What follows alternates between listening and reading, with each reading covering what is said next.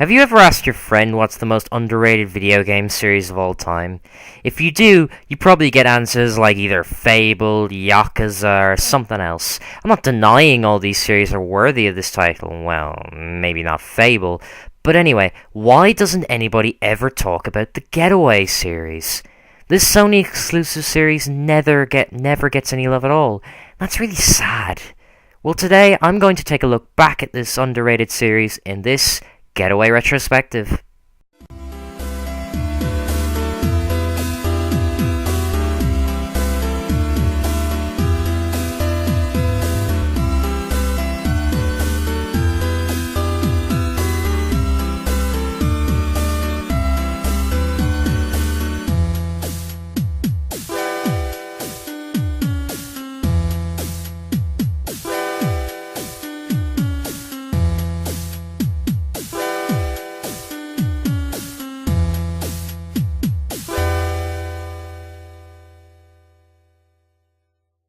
So, how did this all start, you may ask? Well, it all started with a Porsche.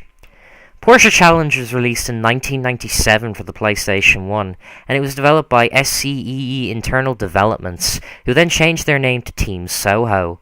They were led by Brendan McNamara, who would go on to create LA Noire with his own game studio in association with Rockstar Games. Team Soho wanted to make an open-world driving game due to the growing popularity of the genre thanks to games like Grand Theft Auto and Driver. They created a prototype game with playable missions, but they canned the prototype PS1 version to rework the project as a PS2 game. Sony wanted the game to be set in London due to Bizarre Creations receiving acclaim for their recreation of London in Metropolis Street Racer for the Sega Dreamcast. Sony wanted to steal Sega's thunder and claimed that the Getaway would recreate 113 square kilometers of London, which showed the length that Sony were going to beat their competitor. This didn't pan out though, as the final version of the Getaway recreated only 16 square kilometers of London, 97 square kilometers short of their plan. Creating 16 square kilometers of London proved to be a technical nightmare for Team Soho, a fact that would delay the game for many years. They had to perfect an engine that could constantly stream 3D geometry and textures of the areas of London that the player was close to. Team Soho also did not go down the GTA III route of splitting the city up into areas and having a loading screen when you crossed into another area of the city. The game's hype reached its its high, when in 2000 screenshots of the game were posted online.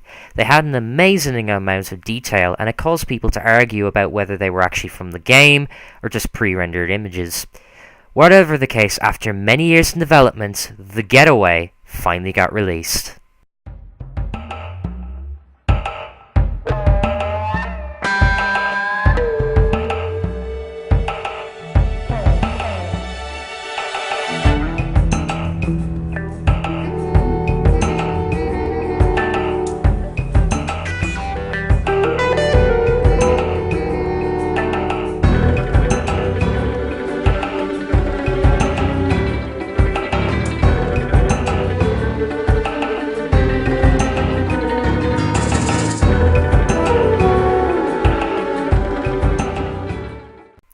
The Getaway was released in December 2002 in Europe and January 2003 in North America. The Getaway follows the story of Mark Hammond, a former gang member who has only just finished serving a sentence for armed robbery. This freedom doesn't last long, however, as his wife is shot dead in the street and his son is kidnapped. He follows the kidnappers to a warehouse and finds out that Charlie Jolson, the leader of the Bethnal Green mob, organised this kidnapping and forces Mark to do jobs for him, otherwise his son will die. We also follow Frank Carter, a detective constable in the Flying Squad branch of the Metropolitan Police, who has been investigating Jolson for years and will stop at nothing to arrest him. The story is one of the Getaway's strongest points because it is well written and keeps you hooked throughout to see what happens next. The voice acting for this game is fantastic. Don Kembry does a phenomenal job as Mark Hammond, and Joe Rice also does an amazing job as Frank Carter. All the performances in the game are top notch. The Getaway is a third-person shooter / sandbox. It's similar to games like Mafia that have an open world, but has a linear storyline dictating where you go.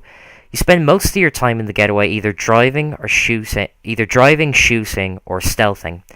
The driving is really good, and it's nice that the game has licensed vehicles such as Saabs and Alfa Romeos.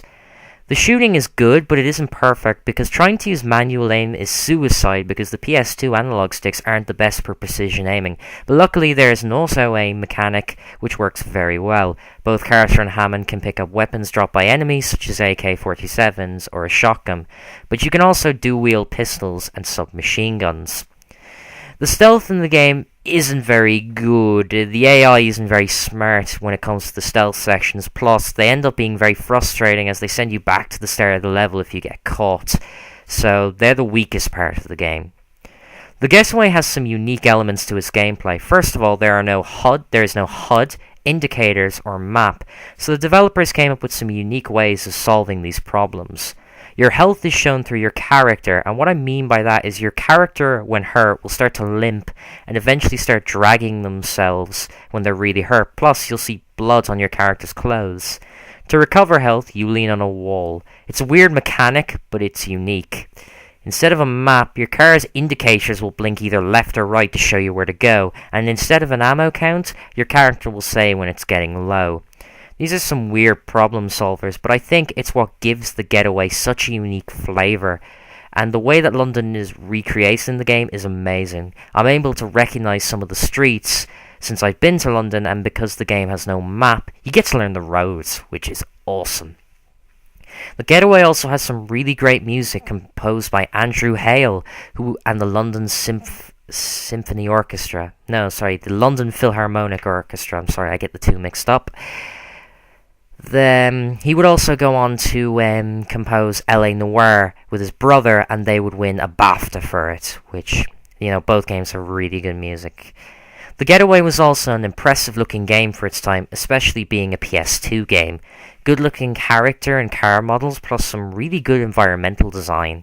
This all comes together to make the Getaway such a brilliant game. The game was very well received and it sold well in Europe, but sales in the US suffered despite a huge marketing campaign due to its close release to Grand Theft Auto Vice City. Luckily though, we didn't have to wait long for a sequel. Just 1 year.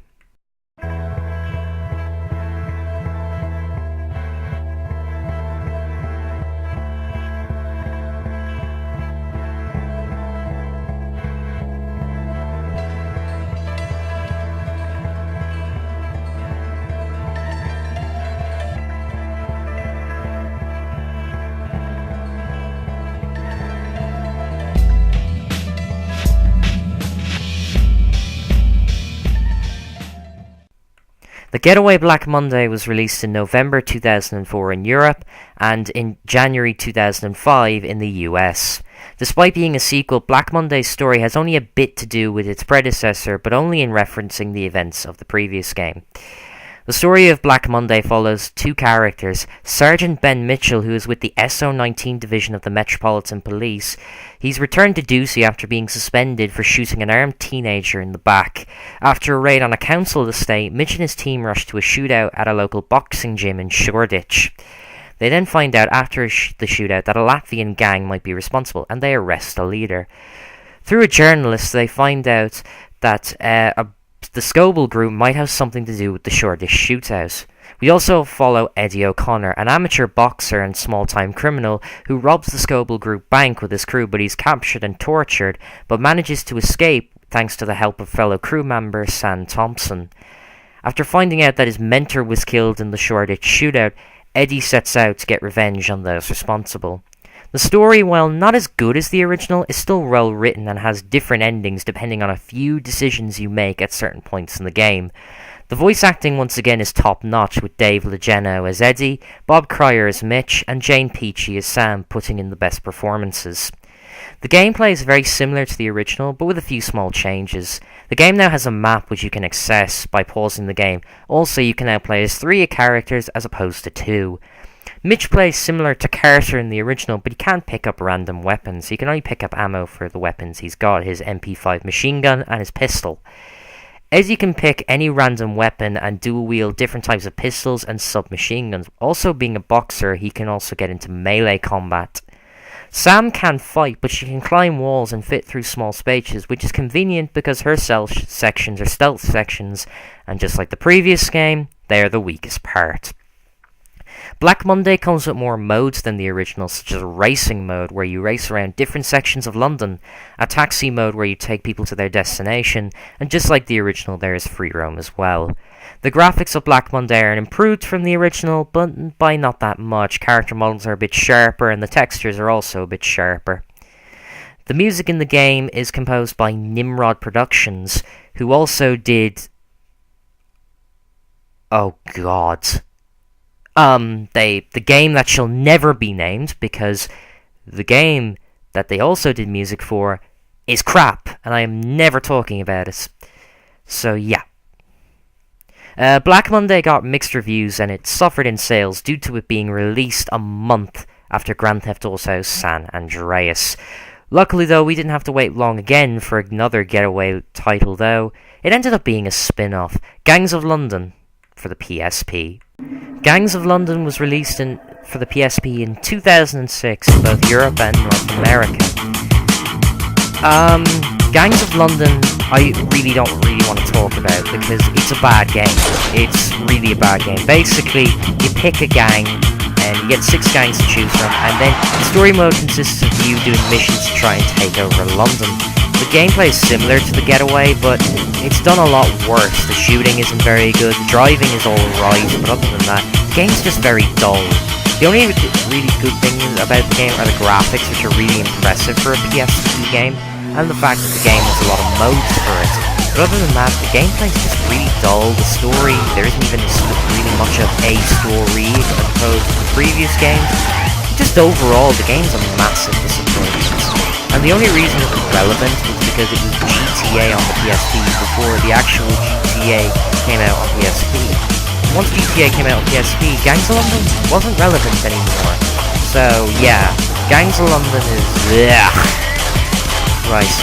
So, now that we have the spin-off out of the way, you're probably asking, well, was there a third game?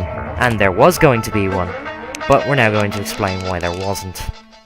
At E3 2005, the Getaway III was announced, with a demo of Piccadilly Circus. Well, it was a tech demo also for the PS3. It looked unbelievable for 2005. I mean, it had great textures, great lighting, great character models. I mean, this was next gen, and it was like, wow, the Getaway is going to look like this. Oh, I can't wait. So, when's it coming out? Okay, there's no day. Okay. A couple of years later then. Oh, there's a trailer. Lovely. So, when's it coming out? Okay, still no release date. Okay. Okay, it's been a couple of years now. Where the hell is the Getaway 3? Wait a second, it's been put on hold?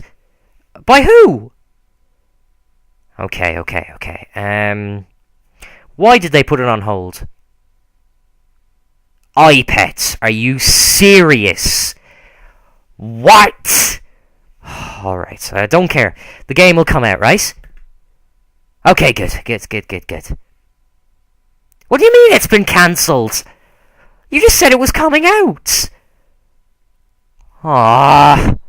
Yeah, the game was cancelled. Quietly, even though it was said it was put on hold along with a game called 8 Days. So they made iPet instead. Ugh. So, unfortunately, the Getaway never got its happy ending with a third game. But the series to me is one of the best series on the PS2. It was unique, and it did things that were sort of out there. Plus, both games had great stories, and they were just great games to play. They were ambitious, and my god did they succeed, at least for me anyway. To get these games nowadays, you're gonna have to go to eBay or Amazon. Though, if anyone from Sony is watching this video, I would love to see a Getaway HD collection. It'd be a great way to reintroduce the series. Plus, I think, it would get people interested in the series again. Plus, it would make some people who really enjoyed the game, like me, very nostalgic. Thanks, Richard. Anyway, that is the Getaway series. Well, this retrospective wasn't the best put together, but I'm glad I finally did it. And I thank you for watching. If you really like this video, share it around, like it, comment, follow me on Twitter at RichardG234 and all the usual stuff. Well, I'll see you guys later. Bye.